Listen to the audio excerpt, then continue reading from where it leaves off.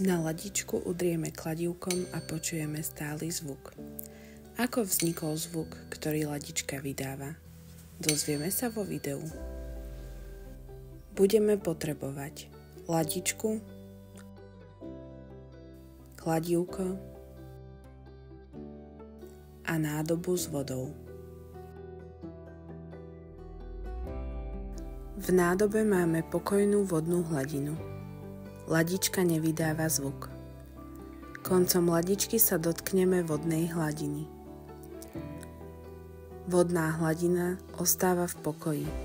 Je to obdobné, ako keď do vody ponoríme ruku. Ak rukou pohybujeme, voda špliecha.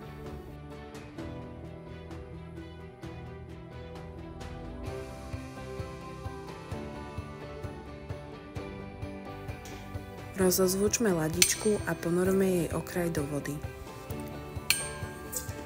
Pozorujeme špliechanie vody podobne ako pri kmitajúcej ruke.